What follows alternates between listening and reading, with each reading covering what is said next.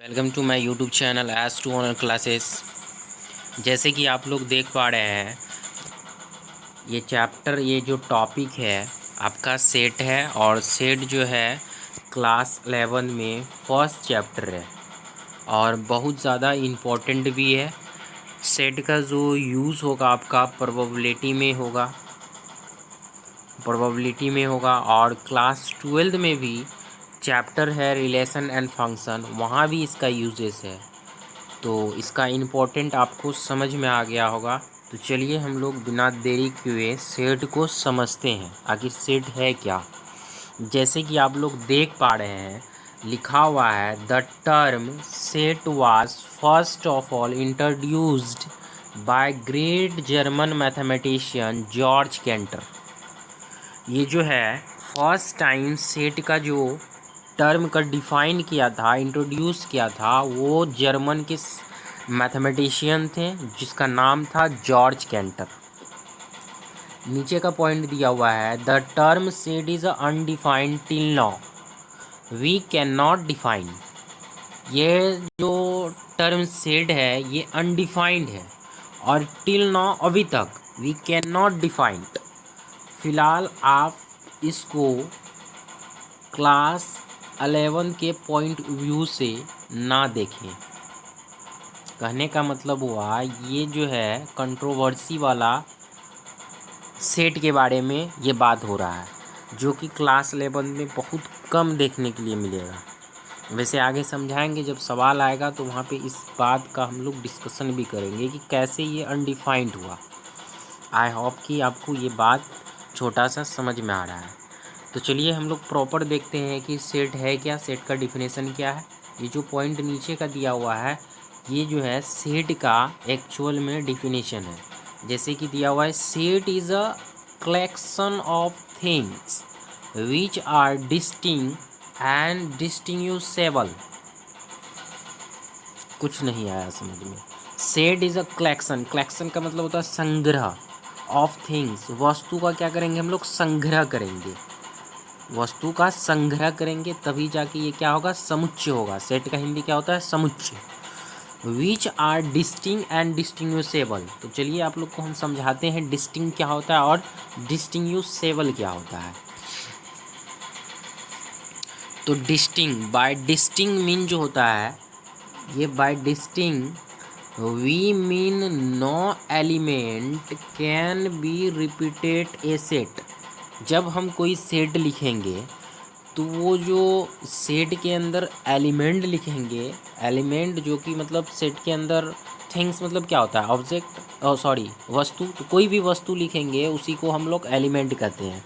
तो उसको जो है ना हम दोबारा नहीं लिख सकते। अगर एक लिखे हैं तो फिर से हम एक को नहीं लिखेंगे, एक ही बार लिखेंगे। इसका कहने का मतलब यही हो रहा है। Distinct we mean no element can be repeated as set. जैसे फॉर एग्जांपल नीचे आपका दिया हुआ है सेट ए दिया हुआ है 1 2 3 है, तो देख सकते हैं कि 1 2 3 ही है, सब डिफरेंट डिफरेंट ऑब्जेक्ट है, यहाँ पे रिपीटेड नहीं हो रहा है। तो ये कहना चाह रहा है। आई होप कि आपको डिस्टिंग का मतलब समझ में आ गया।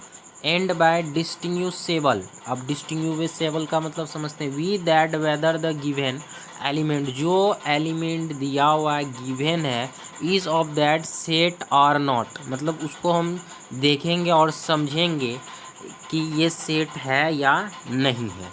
आई होप कि आपको इतना बात समझ में आ रहा होगा। अगर समझ में आ रहा है तो सेशन को लाइक कीजिए। तो चलिए नीचे देखिए, एक डिफिनेशन दिया हुआ और है, a set is well defined collection of different object. ये सेट जो है ए वेल डिफाइंड कलेक्शन है ऑफ डिफरेंट ऑब्जेक्ट है। अब ये वेल डिफाइंड क्या है, तो वेल डिफाइंड जो होता है इसका मीनिंग होता है पर्सन टू पर्सन जो होता है ना, डज नॉट वेरिएंट। मतलब एक व्यक्ति से दूसरे व्यक्ति के पास अगर सेट पहुंच रहा है तो दोनों का जो मान्यता होगा, दोनों का जो आंसर होगा एक ही होना चाहिए, डिफरेंट नहीं। अगर मैं बोलता हूँ कि ए सेट है 1 2 3 का, तो अगर कोई दूसरा व्यक्ति और आए, वो ये नहीं बोल सकता है कि ये सेट है लेकिन उसमें 4 5 6 है। तो ये क्या है आपका, वेल डिफाइंड है, सिंपल सा ऐसे समझिए। तो आई होप कि आपको वेल डिफाइंड भी समझ में आ गया होगा। तो देखिए इसके बाद दिया हुआ है कि सेट जो है ना, हमेशा जो हम लोग डिनोटेट करेंगे वो कैपिटल लेटर से करेंगे। क्या चीज़ से करेंगे, कैपिटल लेटर से, और वो इंग्लिश अल्फ़ाबेट होना चाहिए। आई होप कि आपको ये बात भी समझ में आ गया कि सेट जब भी हम लोग डिनोटेट करेंगे, अगर उसका नामकरण करेंगे, नाम देंगे, कोई तो सेट होगा, कुछ तो नाम होगा ना, तो उसका नाम जो करेंगे कैपिटल लेटर से करेंगे और इंग्लिश अल्फ़ाबेट से करेंगे। जैसे कि फॉर एग्जांपल में ए कोई सेट है, कैपिटल लेटर है 1 2 3, जैसे ए इधर भी कोई नाम दिए थे लेकिन इसको देना था बी, दोनों सेम ही सेट हो जाएगा। जैसे कि हम इसको बी सेट कहते हैं और ये बी सेट में दिया हुआ है, कुछ ऑब्जेक्ट दिया हुआ है और ये वेल डिफाइंड है। ऐसा नहीं कि ईना मीना टीना लिखा हुआ है और कोई आके पढ़ लेगा कि इसमें नहीं टीना, ऐसा नहीं पढ़ सकता है कि राम श्याम मोहन है। जब ऐसा नहीं पढ़ सकता है तो ये क्या है, वेल डिफाइंड है। सिंपल सा बात समझेंगे।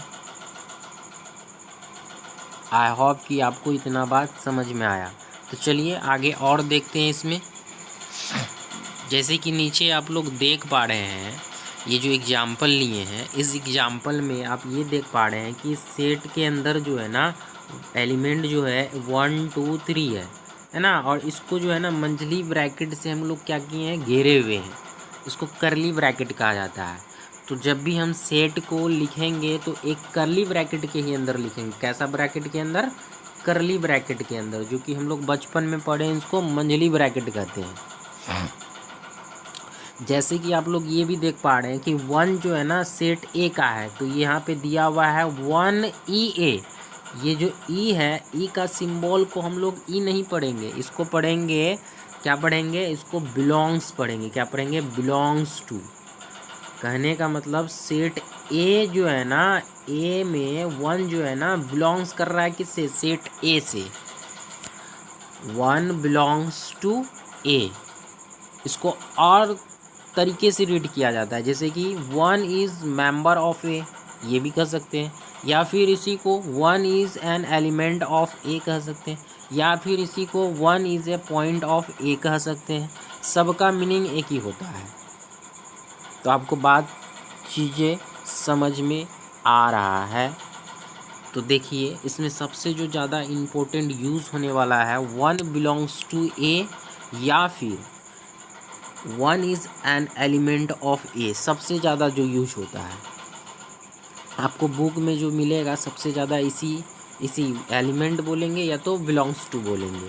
तो एक बात और माइंड में सेट कर लेंगे, सेट के अंदर जो भी ऑब्जेक्ट लिखा हुआ है, जो भी है, वो सब क्या है, एलिमेंट्स है, या तो मेंबर है या फिर कोई पॉइंट्स है। It is clear. I hope कि आप लोगों को क्लियर हो गया होगा।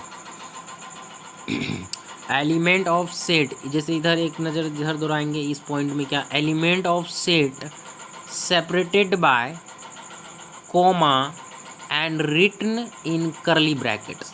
अभी बोल रहे थे ना कि ये करली ब्रैकेट से क्या करते हैं हम लोग, इसको बंद करते हैं, और ये सेपरेटेड हमेशा कॉमा से होगा। कैसे, कॉमा से, और करली ब्रैकेट में इसको लिखा जाएगा। तो चलिए आगे और देखते हैं इसमें क्या समझने वाला बात है। जैसे कि आप लोग इधर भी देख पा रहे हैं कि यहाँ पे लिखा हुआ है 4, और ये बिलोंग्स टू में कटा हुआ है, तो इसको पढ़ेंगे डज नॉट बिलोंग्स टू। क्या पढ़ेंगे, does not belongs to. 4 does not belongs to a. क्या पढ़ेंगे, 4 does not belongs to of a. इसी को पढ़ेंगे 4 is not member of a. इसी को पढ़ेंगे 4 is not an element of a, या फिर पढ़ेंगे 4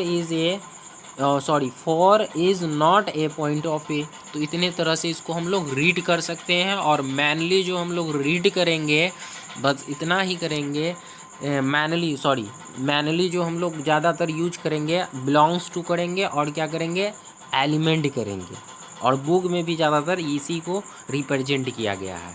तो आई होप कि इतना बात आपको क्लियर हो चुका होगा।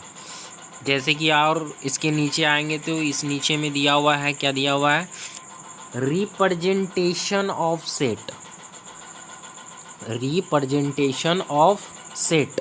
तो रिप्रेजेंटेशन ऑफ सेट को कैसे करेंगे, कितना तरह से कर सकते हैं, तो दो तरह से कर सकते हैं मैनली, टैबुलर फॉर्म में या फिर रोस्टर फॉर्म। इसको क्या कहेंगे, रोस्टर फॉर्म कहेंगे या फिर क्या कहेंगे, इसको टैबुलर फॉर्म कहेंगे। या दूसरा जो है सिंबॉलिक फॉर्म है, या फिर ये सेट बिल्डर फॉर्म है, या इसको प्रॉपर्टी फॉर्म भी कहा जाता है। तो आई होप कि रिप्रेजेंटेशन ऑफ सेट दो तरह से किया जाता है, आपको ये बात समझ में आया। तो इससे आगे जो है हम लोग नेक्स्ट वीडियो पे बात करेंगे। अगर आपको इतना समझ में आया तो प्लीज़ लाइक कीजिए वीडियो को। तो चलिए एक बार रिकैप कर लेते हैं हम लोग क्या क्या इसमें सीखे। मेन पॉइंट जो है, मेन पॉइंट जो हम लोग अभी जस्ट जो समझें कि सेट जो है ना इंट्रोड्यूस्ड हुआ था किसके द्वारा, जॉर्ज कैंटर के द्वारा। और सेट जो होना चाहिए वेल डिफाइंड होना चाहिए। कैसा होना चाहिए, वेल डिफाइंड होना चाहिए। और वेल डिफाइंड आपको समझ में आया। ये डिस्टिंक्ट होना चाहिए, क्या होना चाहिए, डिस्टिंक्ट होना चाहिए। और सेट को जब भी हम लिखेंगे, रिटन करेंगे, वो करली ब्रैकेट पे करेंगे। और जब भी इसका नामकरण करेंगे वो कैपिटल लेटर से करेंगे। और जब भी कोई एलिमेंट इसके अंदर लिखेंगे सेपरेट करेंगे कॉमा से। इतना बात हम लोगों ने सीखा, और मैं उम्मीद करता हूँ कि आप लोगों को सेट के बारे में कुछ जानकारी हो गया होगा। तो चलिए आज इतना ही, फिर मिलते हैं हम लोग नेक्स्ट वीडियो में। जय हिंद।